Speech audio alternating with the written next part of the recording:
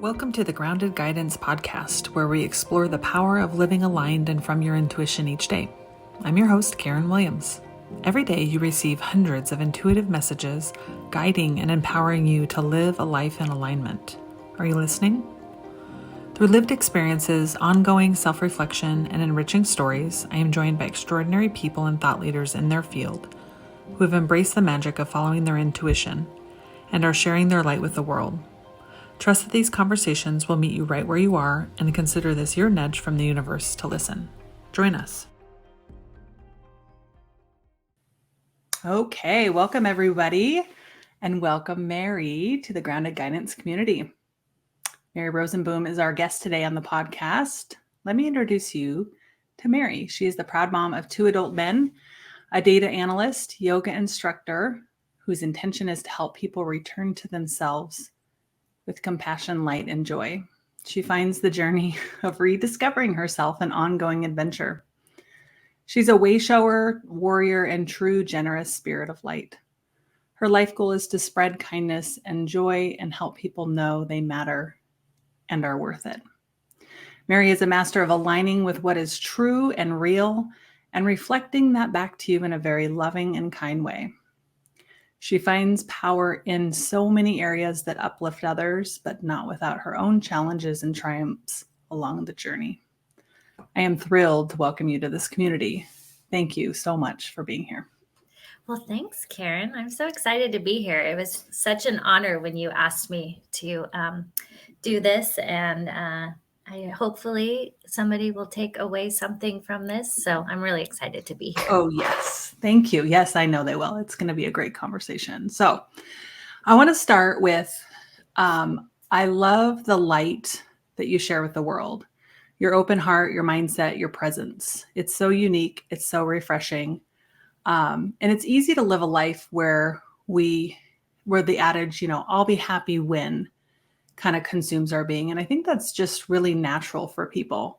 We focus on the future, we focus on the past, and we become so consumed by the steps on how to get there, rather than just being happy right now. So how have you arrived at this moment right now with so much peace and joy?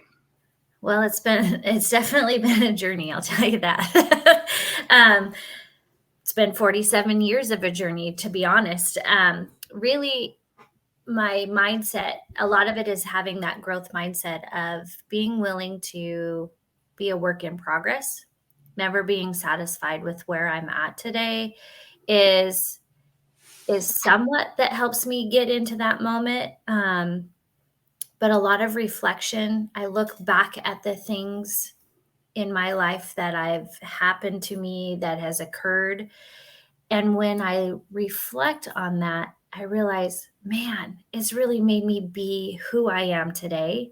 And I honor and cherish that. I will say that my boys being 24 and 21, I've had to really sit back and go, what's my new purpose in life? I've been a mom for so long.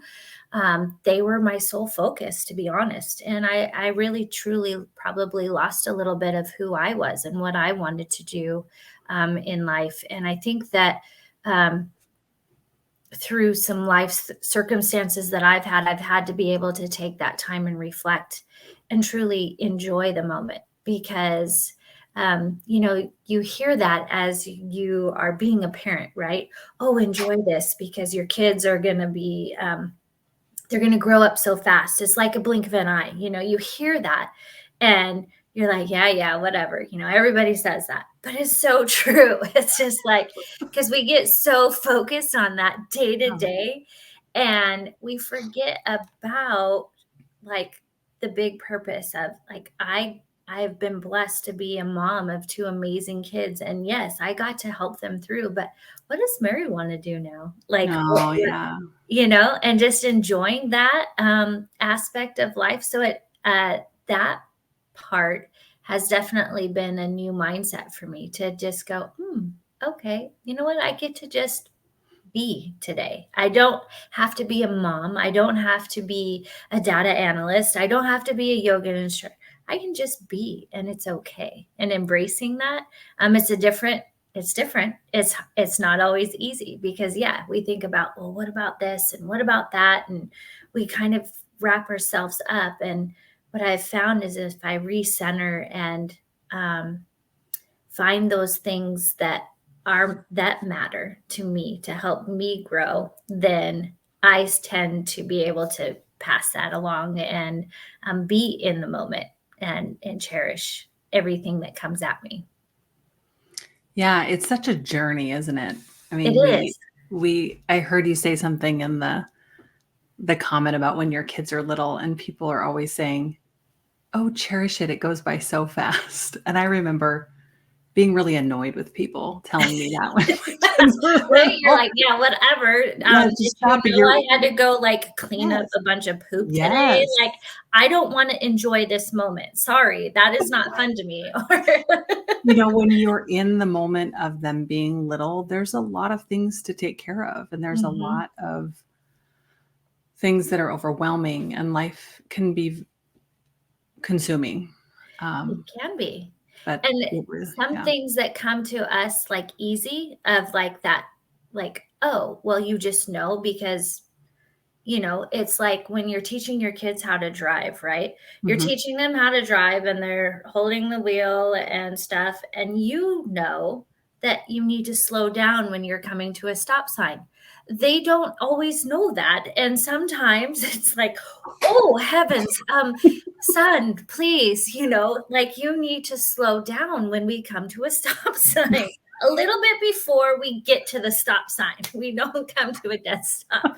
It's those little things, or turn your blinker on and reminding them of that. And those things come naturally because we were taught that, we learned that. But when you're raising kids, you're realizing, oh gosh, I'm the one having to teach you. Somebody taught me, but I don't remember, and you're like, oh gosh, I have to teach you now. Right. And isn't that a great lesson in being present? I mean, you Right. have to be present with the moment and where they're at right now. Right And now. yes, that's a good lesson in Exactly. being present. Yeah, and you're just like, "Oh, we need to be present right now because otherwise we may We die." better be. So That's so true. so yeah. Mhm. That's beautiful. I love that. Yeah. So healing certain aspects of ourselves, Mhm. we learn that it's really not a destination, but rather a journey, right? When we think about healing, it's not ever finished. Yeah. And you often circle back to the same things over and over and over again. Mhm. And you recognize themes in your healing, right? Yes, That very much helps you so. that you develop a deeper understanding of what's needed. Yeah. How have you on that journey alchemized your healing to continue your path forward, despite any roadblocks or challenges you may have had? Um, I think the big thing is yoga has become a big part of my life in helping, with that. So, um, that has been a journey altogether of its own. I will say the big thing that I have come to is that I I was in a very traumatic second marriage. I've been married twice, and my first marriage, I got my two wonderful kids, and I'm very thankful for them. Uh, and I'm thankful for him. He's a very good dad, and I appreciate him in that aspect. But my second marriage was a very traumatic marriage. It was a very dark marriage, and it destroyed me. It absolutely destroyed me to where I really was not. I wasn't there. My light was gone. I had no spark. I had nothing left, and when that happened, I had my dear friend Stephanie, who owns the studio I actually work for, but we've been best friends for 25 years, and she just said, you need to just come to yoga. And a little backstory is she had opened the studio like 12 years ago. And when she opened the studio, I went just to support her. She came to me with this whim of like, hey, I'm gonna open this yoga studio. And I was like, I didn't even know what yoga was. And I'm like, isn't yoga for like weird people? like I don't even know, And so I went to yoga and I was like, okay, I'm supporting her. And I went for like 6 months or whatever. And it wasn't really anything that I was like, oh, yay, And also in my life at the time, my kids were young and busy. And it was really about 2 hours out of my time frame of my day. And I just didn't have the time for that. And so fast forward to my divorce that happened almost 4 years ago. And that is when my journey really started to heal. And where I really reflected of, wow, I have some work to do. I absolutely had no self-compassion, no love for myself anymore. I didn't know who I was anymore. And I would look in the mirror. My best friend, I was like, I don't have any money. And she's like, I don't care. You just come. You just come. So I showed up and I just kept showing up. And as I was showing up, I cried every single day I was in class, every day. And I was like, what is happening here? Like, I'm just in this yoga studio. I'm just practicing yoga. I don't even really understand the postures. Like, I didn't know anything. And I was like, what is happening? And every time I looked in the mirror, I was disgusted with the person I saw. I didn't love myself. The light was gone. And as I'm laying there in a 105-degree room, because it was hot yoga, I was thinking that I was in a 105-degree room because nobody could see my tears because they thought it was sweat. And so I was in this place where nobody knew what was happening, but I was crying every single class. And I'll never forget going, oh gosh, what is happening? Some sort of transformation is happening. And, I felt heavy and like not happy with the way I looked or anything, but that wasn't what was changing. What was changing was in my mind, what I was seeing, and what I was learning of, I am worth it. I am beautiful. I am worth living. My kids love me. I have a wonderful life. Even though like I have no money in the bank, I have all these other things happening. And, I have this ex-husband that I am having to get a restraining order and all this stuff is being thrown at me. Yet I am finding peace. I am learning to love myself again. And I'm like, okay, all right. So here's my journey. And I guess any traumatic situation that I've dealt with in my life, that's how I look at it. It's my journey to be a better me. So I've had these life experiences. And yeah, sometimes I want to go, well, why me? Why is this happening to me? Why do I have to learn this lesson? Why is this going on? And I have just embraced going so that I can grow, so that I can be even better, so that the big thing is I can relate to others.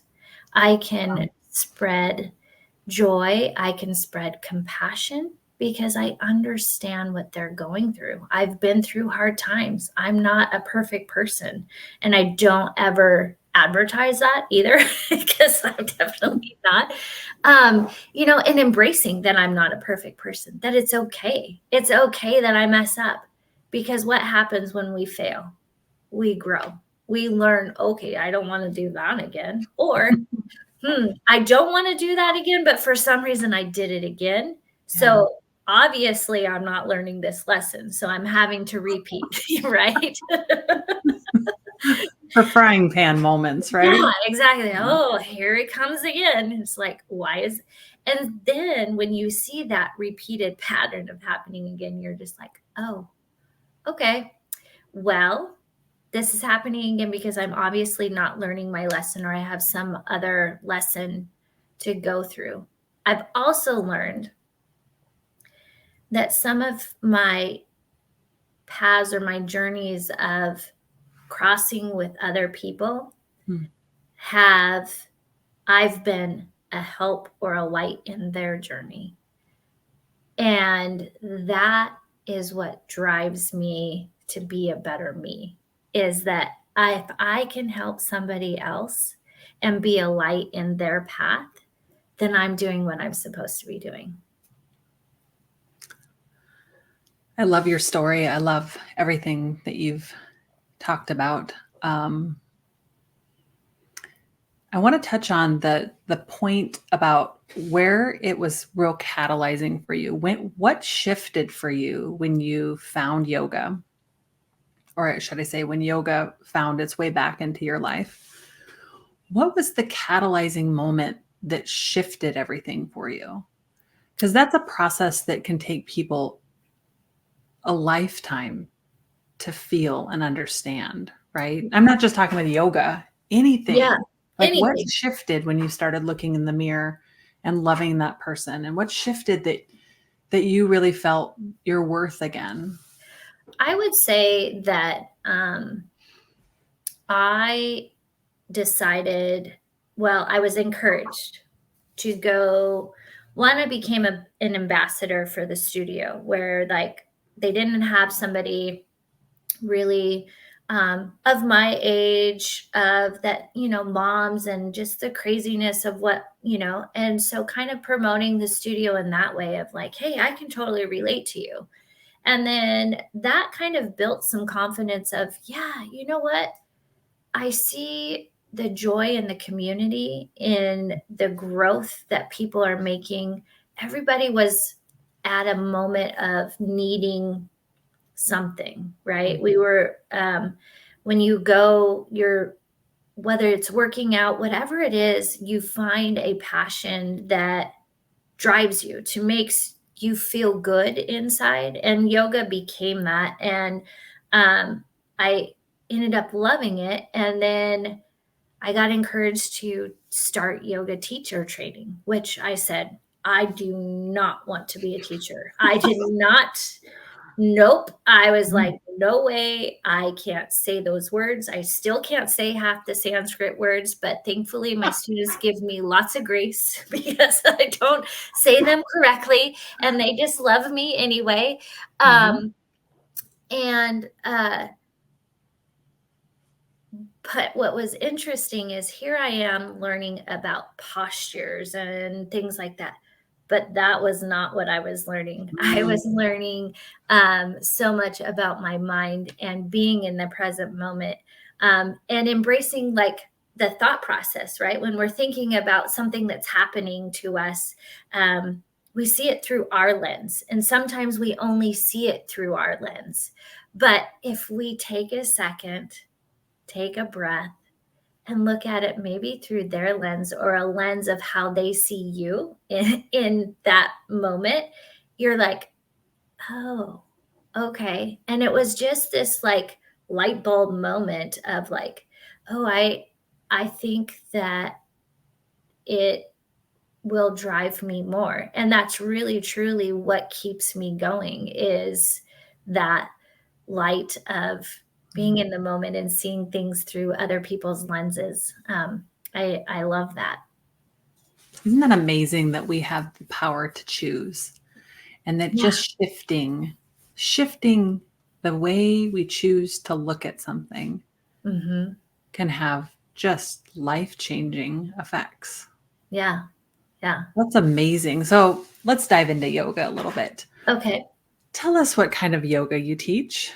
I typically teach the hatha practice, which is based Bikram. It's a Western type, and he created these 26 postures, mainly because the Western society has a lot of different ailments. And Bikram came in to study why we have low back pain. Why are our hamstrings always tight? Why do our hips not want to open up? Why do we have these hip pain all the time? Shoulder pain, all these different ailments that we have in Western society. And a lot of it is because we sit, right? We sit all day. A lot of the things that we do happens to be sitting, or we're typing on a computer, that type of thing. And he just evaluated that and created this flow of 26 postures. And that 26 postures really focuses on those ailments and really helps healing. One of the things that I have found for me is, yes, not only have I learned so much in my mind, but my body has been recreated. I feel like it's realigned. So I have extra C curvature in my lower spine.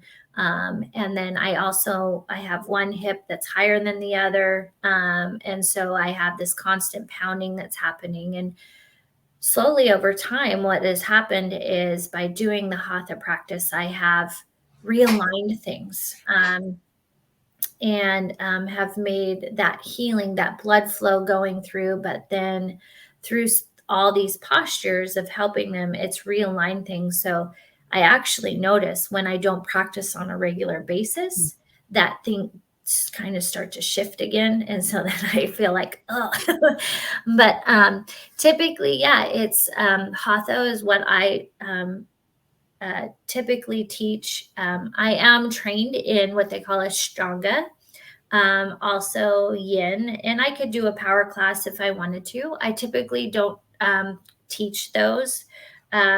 Just mainly, I value so much everyone's body and honor all of my students that come into my class. So I want to be the best person. So I've really taken the last couple of years focused on hatha, and I'm actually looking to branch out and really focus in on Ashtanga is my next kind of goal to really focus on. And that's more of a flow. Hatha is intertwined in there, but it's more of a flow type yoga. Okay, so I have a couple questions. Okay. So, hatha, is it hot yoga? Are you teaching in a hot studio? Yes. So, how hot is the room? It's 105 typically. Okay, how long is the class? It's usually an hour. Okay. Yeah. And based on what you know, is yoga really for everyone? Is it something that everyone... It seems like there's kind of the reason I ask is it seems like there's kind of this stigma in the West. It came to the West years ago and became very trendy, I would say maybe in the last 20 years. Yeah. And it has appeared from my perception that maybe there's a stigma that it's only for a certain subset of population. That you have to be flexible, right? To do yoga. Or your body has to look a certain way. Yes. Yes. Right? Yes. And so dispel those myths. Yes. Dispel those myths for us. So, okay. So here's the deal. Yoga, there's 8 limbs to yoga. Out of those 8 limbs of yoga, one of them is postures. Okay. So practicing postures is only one out of the 8 limbs. The other 7 is focusing on breath, being kind, being a community, having self-love. There is eventually getting to a divine intervention, pretty much to where you are at complete peace with everything. That is yoga. Yoga is not all about postures. So one of the things that I really focus in on my class is we focus in on the breath is huge, because guess what? You can take your breath anywhere, right? We have to breathe to live, right? So if we're living, we're breathing. So if life gets overwhelming, we just don't know which way is up or down or sideways, and we're just a little bit overwhelmed. Just take a second, sit back, find 10 calming breaths with easy inhales, easy exhales, and you're practicing yoga. You could sit in that hot room. I tell people, I had a student today. I taught this morning, and I had a student today, and she goes, Mary, today was really hard. And I said, well, what was hard about today? She goes, I just didn't feel like I could keep up with you today. I felt everywhere. I felt lost. And I said, are you going through a tough time right now? She says, yeah, I am actually. I'm really going through a tough time. And I says, well, sometimes when we're going through a tough time, this takes over our body. We don't even know what's happening because we can't focus. And I says, the best thing you could have done was come to class today, because that helped recenter you today. That helped you find to be in that present moment. So as we're going through those postures, you might not be able to do every posture, but it's okay. You don't have to do every posture. I have students that literally go, you know what? Today wasn't a good day. And I go, all right, so lay on your mat and just breathe. You don't have to practice the postures every single day. You are doing yoga if you're pertaining it to your life. That is yoga. Yoga, that's where I feel like that stereotype is like, is that you have to be doing all these postures. Now, is it a good discipline to work through postures and to improve on postures? I have students I actually get teary-eyed when students, they'll come and they can't even touch their toes. And I go, just keep coming. And they do. And one day, I'll never forget, I started to cry with them because they're like, Mary, guess what? And I'm like, what? And they just show me and they touch their toes. And I'm like, oh my God, it's the best thing ever, But they also, so one of the things to remember is that we hold stress throughout our body. One of the things that the postures do is help work out that stress throughout our body. So we might be holding on to something from the time that we were a kid. So my thing is my hips are really tight. I always know that I'm like, I'm holding some sort of stress here because I'll go to do a posture and it's not happening. It's not going to happen today. And it's like, what am I holding on to? So a lot of times it's learning about that mind and connecting it with the body to understand, guess what? I'm holding on to something and sometimes you don't even really know what it is. And that's where you do tend to sometimes have that emotional release where you'll cry. And that was what was happening kind of with me as I was healing my mind, healing myself in the inside. I was just releasing all these tensions in my body to realize that, oh, okay, I've got this. It's going to be okay. So that's really, yoga is not just about postures. So you have a devoted practice. And, what I've heard you say over and over is keep showing up, right? I think it's easy when we get into these things like yoga or really any self-help or self-development, anything, is to continue to show up. Yeah. Right? You have a devoted practice and a devoted following. Do you find that continuing to show up for yourself continues to keep your mind growing? Yeah. It's a huge thing because when I find I sit in, we all have moments where we sit in like self-pity, right? And we have moments, like I said, I'm not perfect. So I definitely have moments where I'm just like, I'm not good at anything. I suck at this, I suck at that, and I'm sitting here listening, saying that out loud, and I'm like, oh my gosh, why is my mind telling me that? But but we have those moments, and it's in those moments that I sit and go, oh, what is my problem? Well, when's the last time you actually were in the studio? Or when's the last time you sat and just meditated and were with your thoughts? When was the last time you journaled?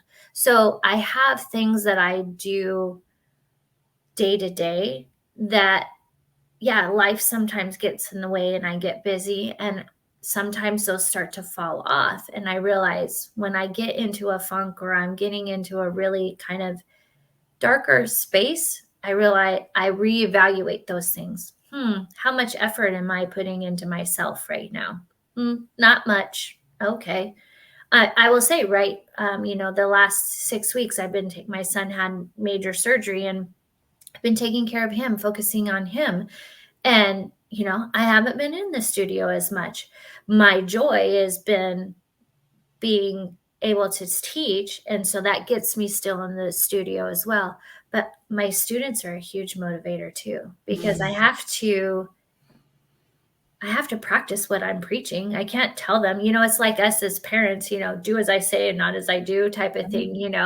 But I feel like that as a teacher, I'm doing a disservice to my students if I am not continuing to grow and be a better person, because I'm not helping them. How is that helping them? That's beautiful. Accountability on multiple levels. Yeah. I want to share my Bikram yoga.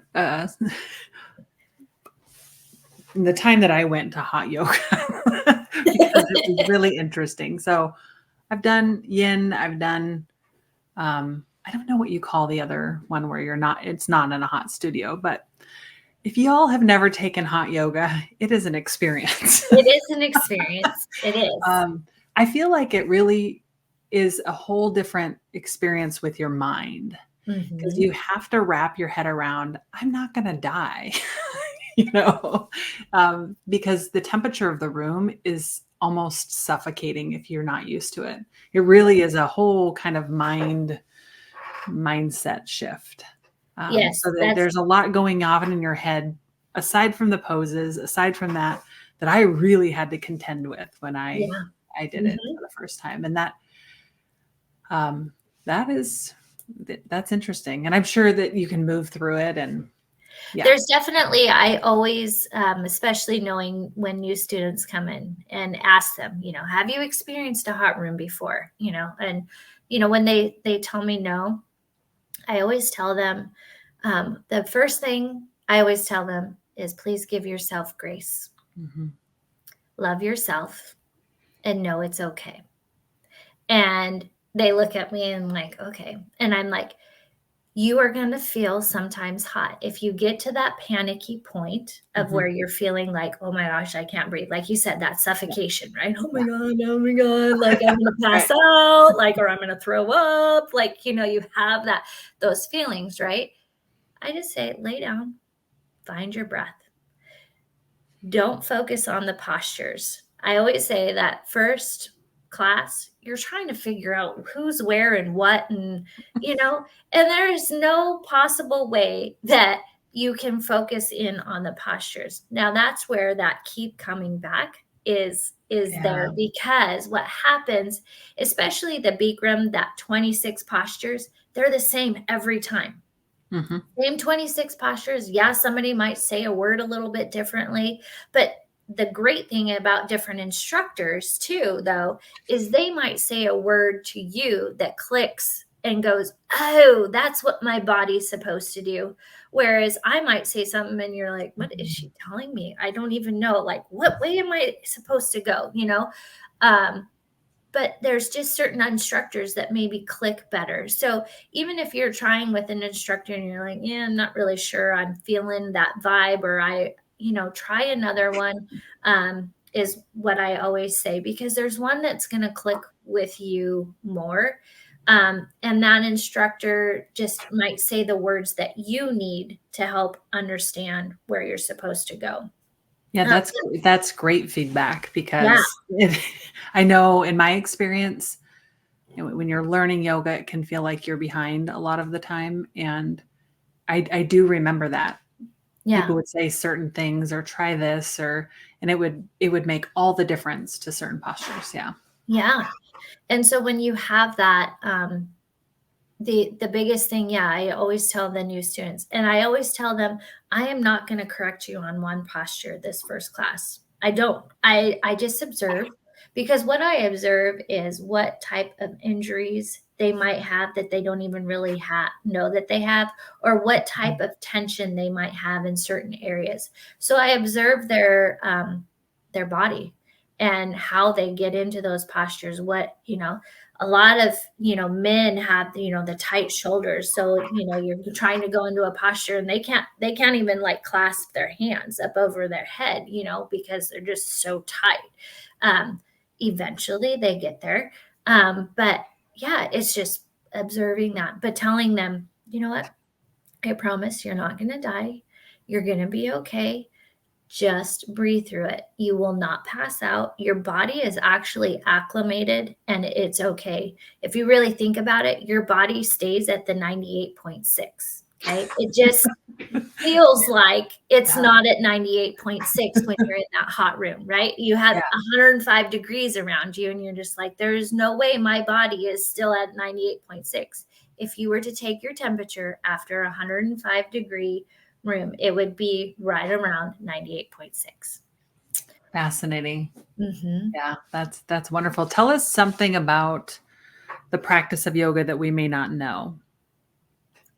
I think the biggest one, and I kind of touched on it earlier, is knowing that practicing yoga is not just postures, that it's, there's 8 limbs to yoga, that yoga is a lifelong practice, that, there's some postures that our body mechanics, we just might not ever achieve. And there's postures that seem really easy to others, as well.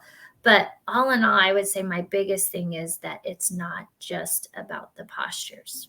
There's so much more to it. And so I think that's just my biggest message, is it's so mind healing and connection with your mind and your body, that I don't think people understand or realize.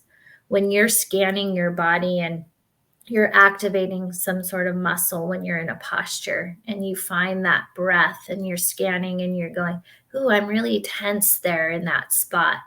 And you focus your breath into that spot. It's amazing to see that, how that relaxes based off of controlling your mind to focus in on that one spot, find that breath, and notice how things just kind of float away, go away. Wow. I think I want you to be my yoga teacher. Anybody else? I really value the compassion you bring to your practice, and think that, anybody who teaches yoga that's listening to this, it's so valuable. Having had some hard experiences with yoga in the past, it's just a breath of fresh air to hear you speak about this way. So thank you. Thank you for that. Let's Absolutely. move into, I'm sorry, go ahead. Oh, I was just going to say, I think when we get trendy on something, sometimes we lose the true value of what yoga can do for you, or anything. We get so wrapped up into what the trend is that we kind of lose focus and go back to the basics. And that's where I am very blessed to have had a teacher teach me the basics and teach me the value of, I take the value of each of my students and treasure them, because they're there to learn from me. But yet at the same time, I learn right along with them. So yeah, it's a treasure. Yeah. What a gift. Yeah. What a gift. Yeah. Let's move into compassion, self-compassion. I know this is something that's really important to you. One of a quote I heard recently that I really loved was this: a moment of self-compassion can change your entire day, but a string of such moments can change the course of your entire life.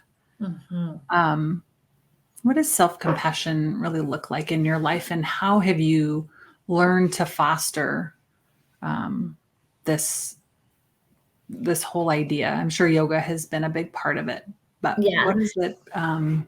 yoga's been a big part of it, but I think one of my aha moments, I would say, with self-compassion is I went to see a counselor as well. And so I've done counseling, and she helped me with some self-compassion because my mind inside, my dialogue was not a good dialogue. It was a very negative dialogue.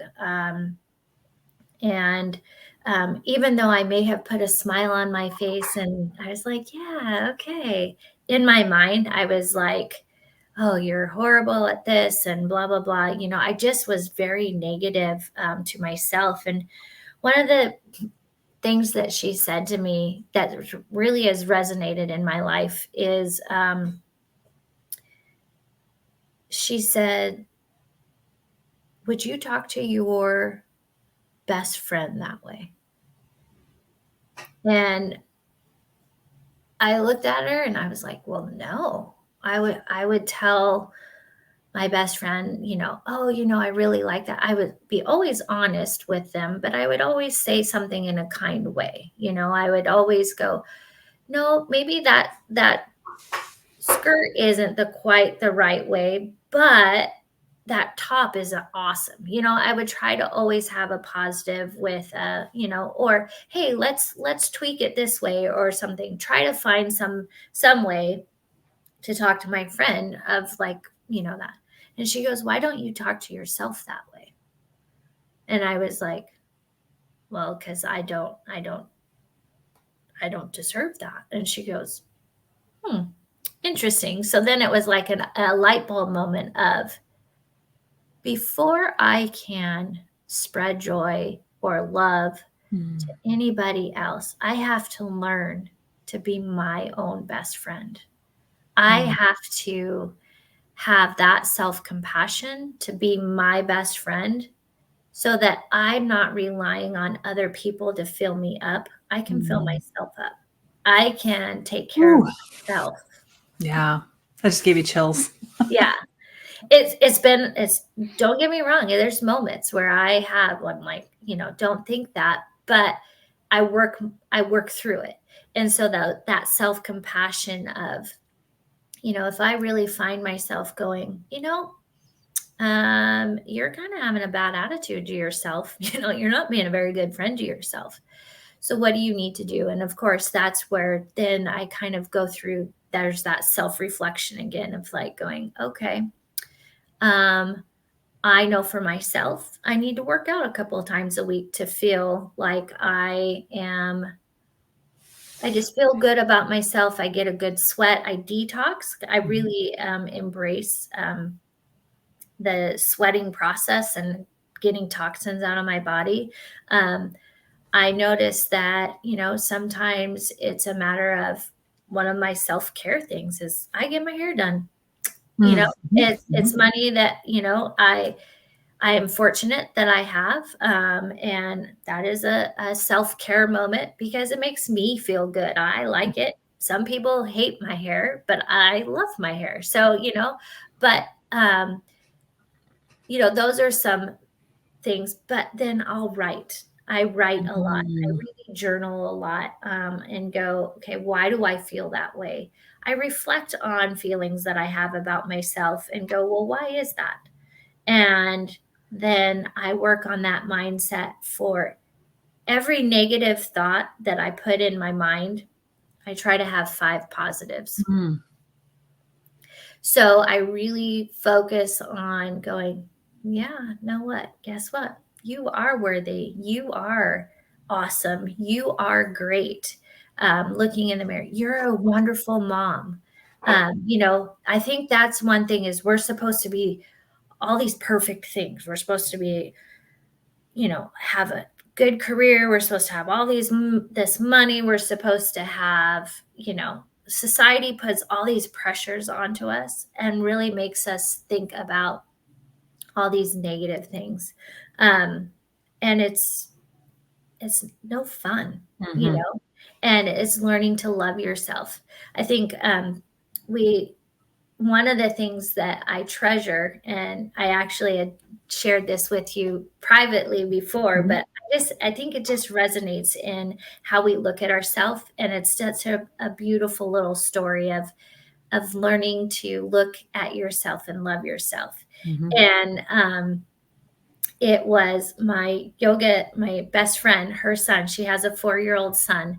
And, when we look in the mirror, like when we're doing anything, and in the yoga studio, there's mirrors everywhere. So you have to be in that moment. And there's those times where you're looking at yourself going, oh, when I go in that posture, there's this roll or whatever, Mhm. you're criticizing yourself the entire time instead of going, I need to, change that. But before society gets to us and say we have to be a certain way or look a certain way, and we have these little humans, and his name is Bodhi, and he's the sweetest little guy ever. But he was 2 at the time. I'll never forget. And we were in the studio, and I was doing teacher training or whatever. And he's in the mirror and he's just looking at himself and he's just loving everything about himself. And he goes and he kisses the mirror and says, I love you, Bodhi. You are amazing. And I'm just like, look at society hasn't hurt him yet. He doesn't know that he isn't, he is the most amazing thing ever, right? He hasn't been programmed to think differently. Right. And honestly, that's what I'm doing. I'm unprogramming society in my mind. I'm taking that time and going, nope, you don't win. Society is not winning.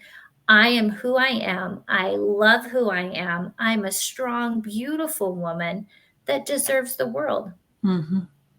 And Oh, I'm sorry. Go ahead. no, I was just gonna say, and that's what I work on every day. That is really powerful, and I know that we all can be so consumed by the monkey mind and not even know what's happening, right? Not even know that we're completely consumed by the negativity or the thoughts that sometimes don't even feel like our own. So Mhm. you've developed a really powerful practice of reflection. For somebody that's listening to this saying, yeah, it seems so easy to do. It's not easy. It is not easy to do. How would you recommend somebody start thinking about shifting that narrative? It's starting with small little things. Mhm. So, maybe it's, reading a positive affirmation every day or posting one every day on your mirror and say, you know what? There's one that really resonates with you. You put that on your mirror. You look at that every day because as you're looking at yourself and say them out loud, don't say them in your head, say them out loud because I don't know about you, but when somebody says something to me out loud means more. So Mhm. say it to yourself. Say Mhm. you are beautiful. You are amazing. Finding something little that way. The other thing is one easy thing that I took out of my life, and I still don't even have, it's been like 2 years and people are like, oh my gosh, is I don't watch the news anymore. Mhm. I took the news out of my life because what I was finding was just so much negativity. It was causing me anxiety. It was causing me stress. It was hurting my heart to watch all that hatred. And so I made that mind change of, nope, I'm not going to watch that. And instead, I'm going to be in my own little bubble and I'm okay with it. But I'm going to focus on spreading joy and kindness to others Mm. and spread a smile. So one of my goals is anytime I'm out in public, anywhere I go, I smile at somebody. Mm. I literally just big easy smile, like literally like hi, like I am here and you are here and I see you. It's acknowledgement of you see them, that Yeah. they're worth a smile to you. And do you know, I had no idea how much that meant to people Mm. until I've I've been in a room, or I've had somebody come up to me and go, thank you for that smile today. I needed that today. Because one of the biggest things if we remember in anything, is that everyone has a journey. Everyone has a path. We have no idea what journey they are on except for them. They are the only ones that know that. So if we can spread a little joy and a little smile to them, that helps them on their journey. It's so important. It is so important to share things that don't cost you anything. Mm-hmm. I'll never forget, I was working with a colleague who was very nervous about doing this presentation. And I was sitting in on the presentation, and I think that made him very nervous as well. Mm-hmm. And after the presentation, I just praised him with, very authentic, genuine accolades, because it was true. And I meant it. It took no extra time. Mm-hmm. And you never know the impact you're going to make on people, because I want to say 3 or 4 months later, in a meeting we were in together, he shared that story with this group that we were in, about how I paid him these nice compliments. And he says it just gave him the wings he needed to keep going. And I thought, wow, I mean, I had no idea.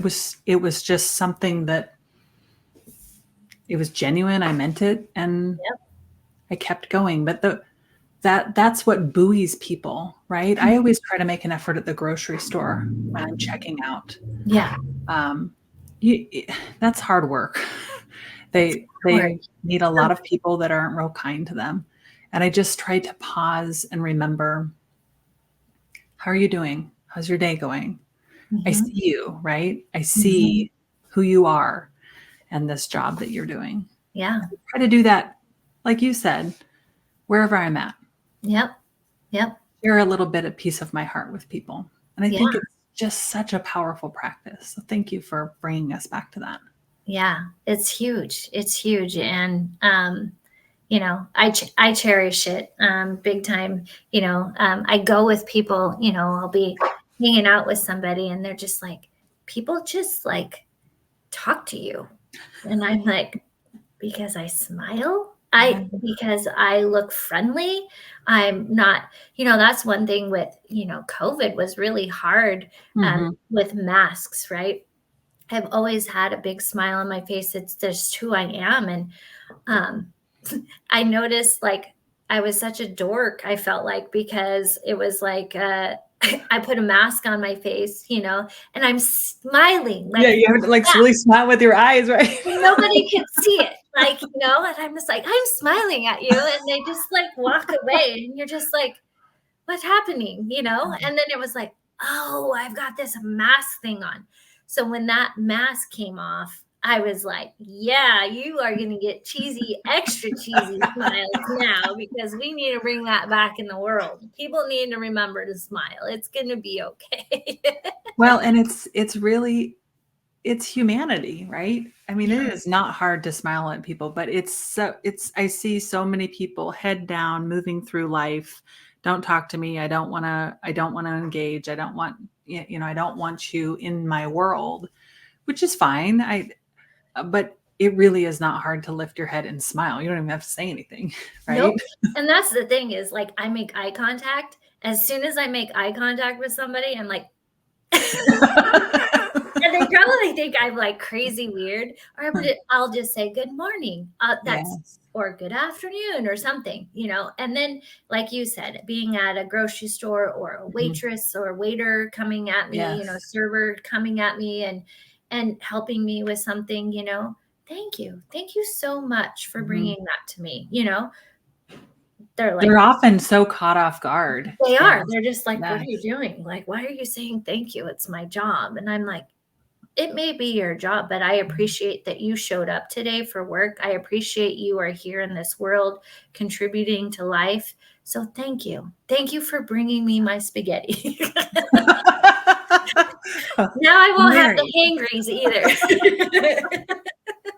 Well, that's really about sharing your light. I mean, that is about you're a beacon, right? You are a lighthouse. You are sharing that light with other people so they can in turn share their light with other people. And then we end up sending this ripple effect out into the world that really changes the trajectory of how things run and operate. What Right? if everybody just Oh threw my one gosh. big smile out every I day? love it. A What smile. if? What if that would happen? Just one smile.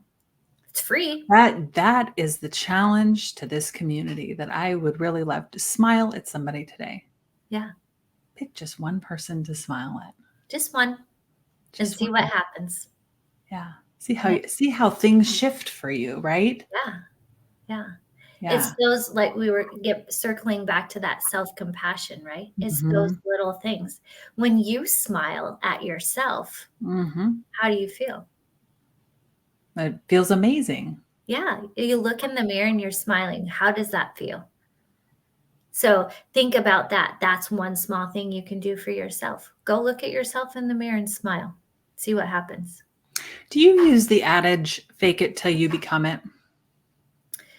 I would say in some aspects, Okay. you Because know, sometimes with this mindset stuff, it can get very overwhelming. Like, I don't believe that, so I'm not going to say it. Or I'm not there yet, so I'm not going to. Right. And I think that a lot of people get wrapped up in that. I don't feel beautiful, so why say that I'm beautiful? Or I am I am working on being a better this, but I'm not there yet. So I'm not going to say it. Rather, so then yeah. it shifts. It But shifts then that that is mindset. saying, I'm not there yet. So we're projecting what we want to be Right. instead of being in the moment of being that person, being Right. there So right that fake now. it till you become it. Yeah. Right. But Yeah. I like that idea. Yeah. So I would say truly, especially when I was first starting, yeah, I had to fake a lot of things. I definitely did not want to smile at myself in the mirror. I Mhm. didn't, like what I saw in the mirror, but I made myself look at myself in the mirror.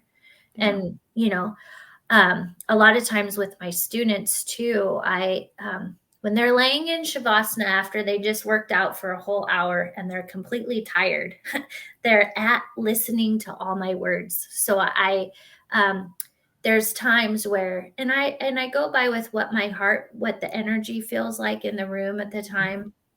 And there are a lot of times, especially the last few months, where I have literally they're laying there and I'm like, I want you to go through your mind, find your breath, and find one positive thing you found about yourself in this hour of practice. Mm. Whether it's a posture that you got a little further in, whether it's, hey, you know what?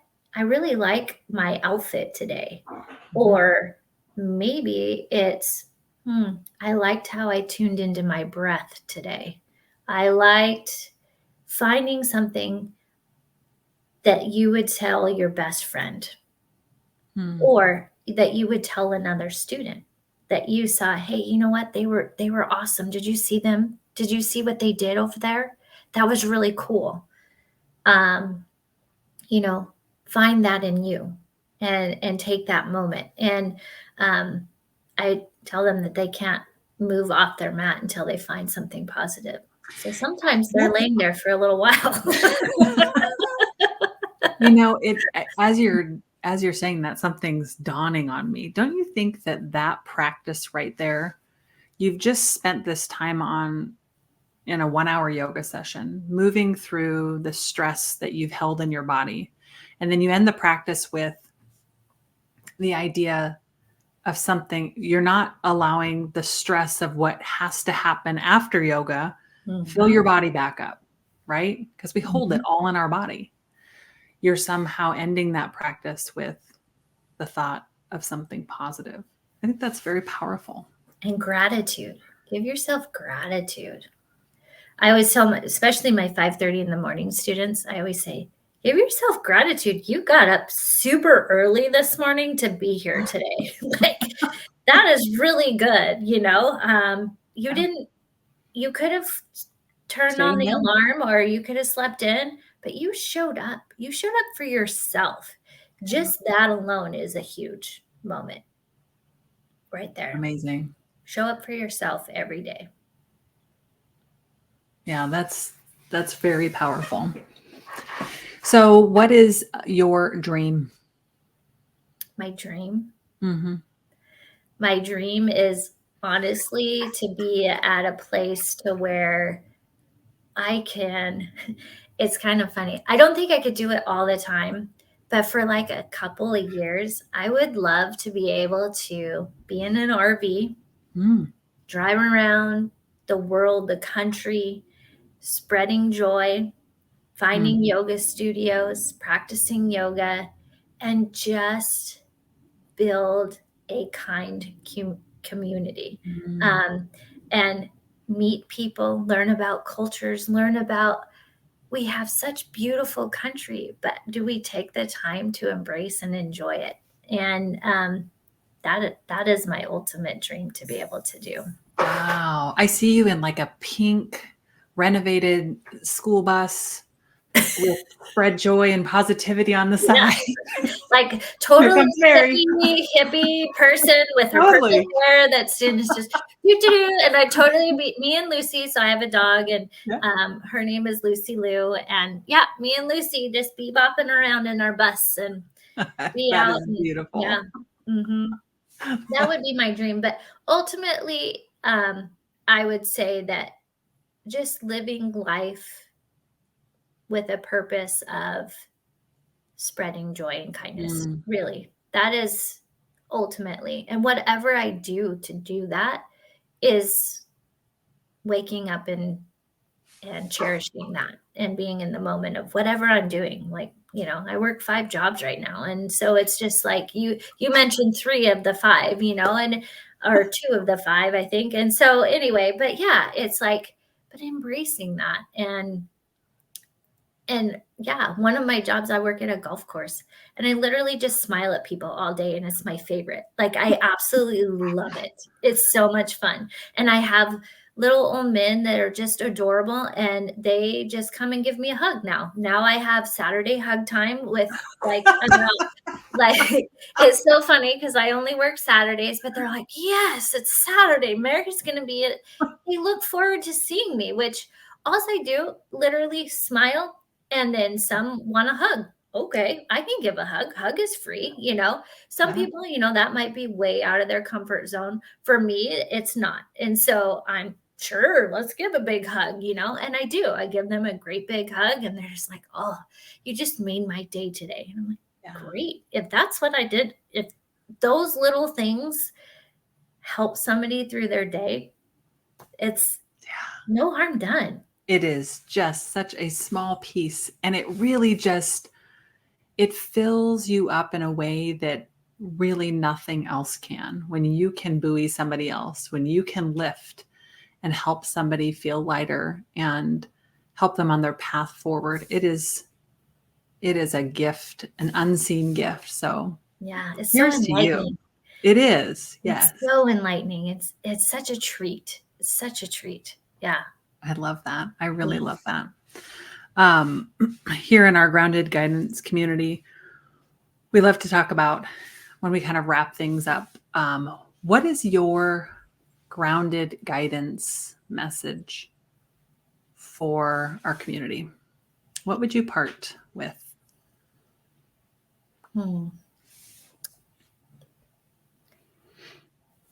Just to take a second, one, reflect how far you've come, because sometimes we don't take that time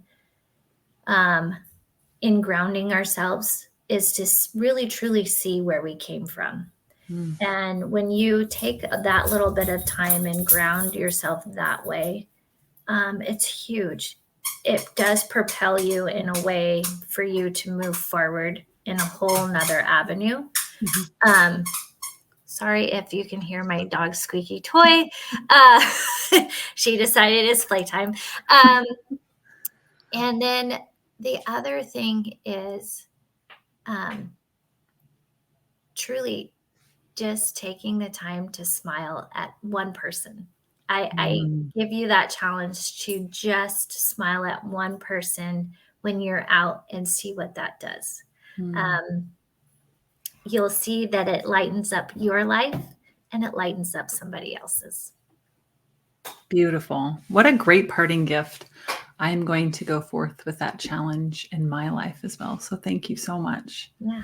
And thank you for being a part of this wonderful, enlightening conversation. What an honor and a joy. Thank you so much for Yes. inviting me. I really, really loved it and Absolutely. being here. So Absolutely. Thank you for your time, and we will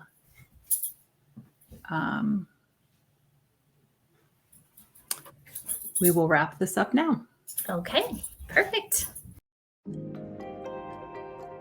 Thank you for joining us today on the Grounded Guidance podcast. If you enjoyed this episode, please consider subscribing to our podcast and leaving a review. Your feedback helps us reach more curious minds like yours. Until next time, stay grounded, stay guided, and keep stretching your edges to think differently. Take care, my friends.